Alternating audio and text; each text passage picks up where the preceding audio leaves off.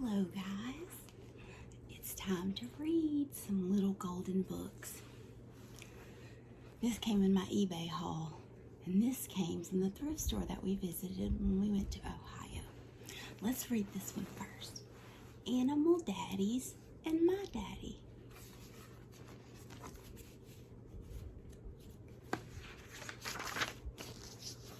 Beaver Daddy is a building daddy.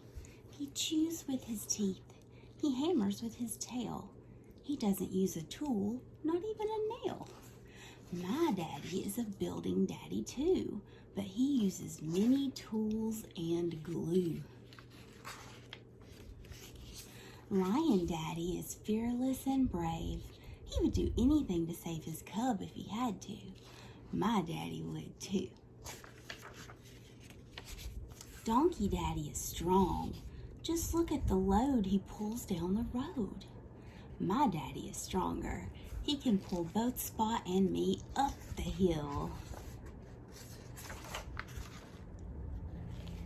Porcupine Daddy is a prickly daddy. The morning face of my daddy tickles before he shaves and takes off his prickles. Brown Bear Daddy is a fishing daddy. He shows his cub how to catch a fish. Swish, put your paw in the water like this. My daddy shows me how to make a line with a pole and a hook and a ball of twine. Daddy Giraffe is tall as a tree. My daddy is tall. He's twice as tall as all of me. Mockingbird Daddy is a musical daddy. He serenades field and flower. He sings to his family by the hour. My daddy sings in the shower. Polar Bear Daddy is a playful daddy. He loves to romp on the ice with his son. My daddy and I always have fun.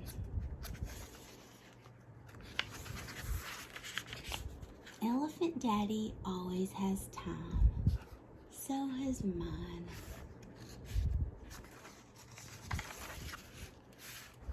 Wolf Daddy is a watchful daddy. When Mother Wolf's gone, he guards the den. He cares for the cubs till she's home again. On Saturdays, Daddy sits with me. When Mother goes shopping with Aunt Bee.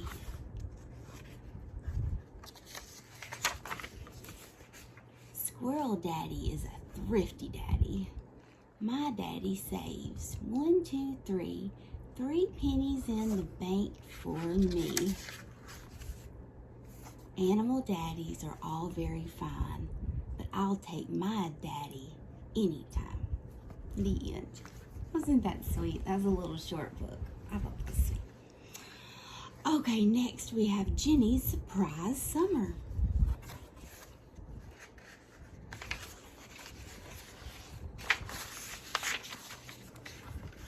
For most of the year, Jenny lived in the city, but in the summer, she visited her grandmother in a house by the beach. Summer was the best time of all. It was a time for bare feet and seashells and swimming with the gulls.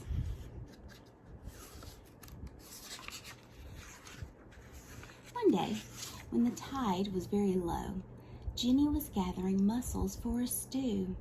She didn't notice that the sky was getting darker and darker. Suddenly, a thunderstorm raced across the bay. Waves pounded the beach. The wind howled, and the rain felt like icy needles. Jenny ran to hide in her secret cave.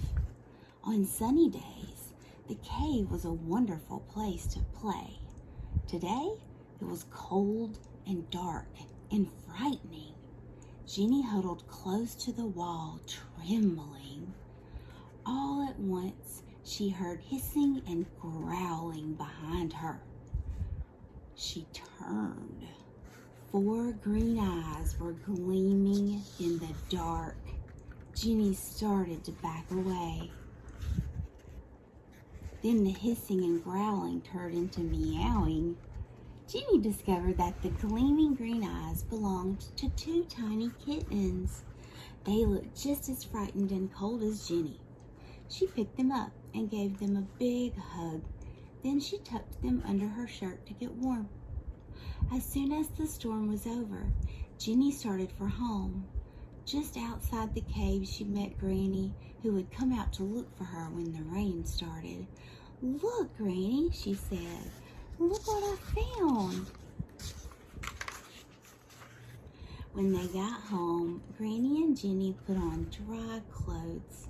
Then they gave the kittens a dish of warm milk and settled down by the fire. Ginny decided to call the orange kitten Pumpkin and the gray one Smoky.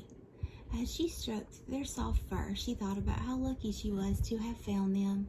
"I've always wanted a kitten," she said to Granny. "Now I have two." That night, Ginny's parents telephoned. She told them about the wonderful surprise she'd found in the cave. But when she asked if she could take the kittens home with her at the end of the summer, all her parents said was, "Well, we'll see."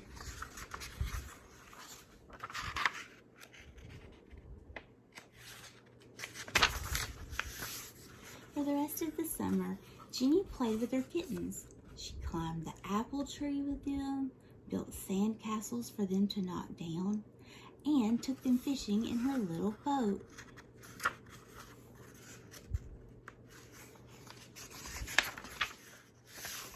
Smoky never stayed in one place for very long.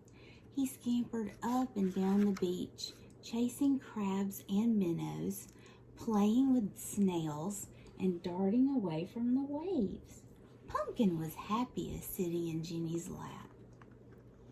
Every night, Smoky went hunting out on the beach, but he was always back by morning. And every night, Pumpkin slept at Ginny's feet. As the end of the summer drew near, Ginny began to worry. She would be going back to the city soon. What if her parents said she couldn't keep the kittens? The night before her parents came, Ginny couldn't sleep at all. The next day, Ginny was glad to see her mom and dad. But when she asked about the kittens, her parents said 2 kittens would be too much trouble in an apartment. Ginny was heartbroken. "Well," said her mom finally, "maybe 1 kitten would be okay." But Ginny loved both kittens. How could she decide which one to take?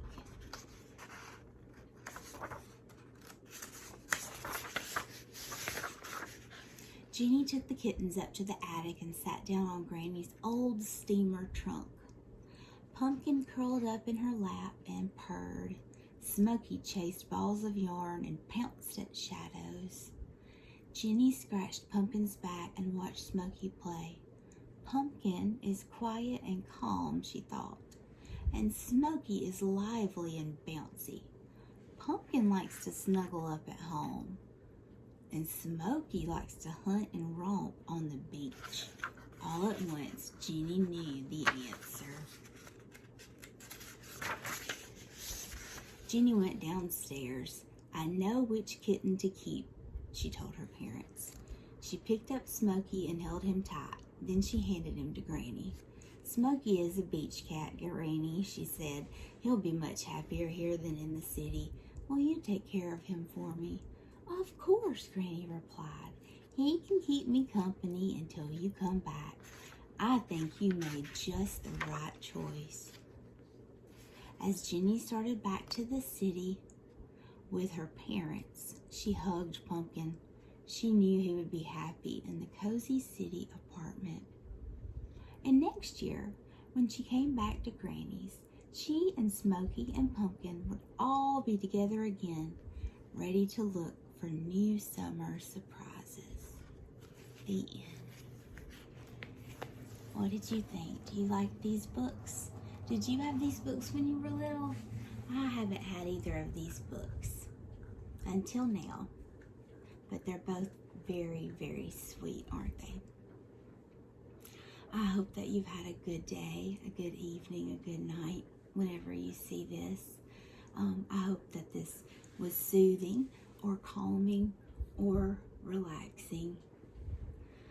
And as always, I wish you sweet dreams from Satisfying Lullaby ASMR and a good night.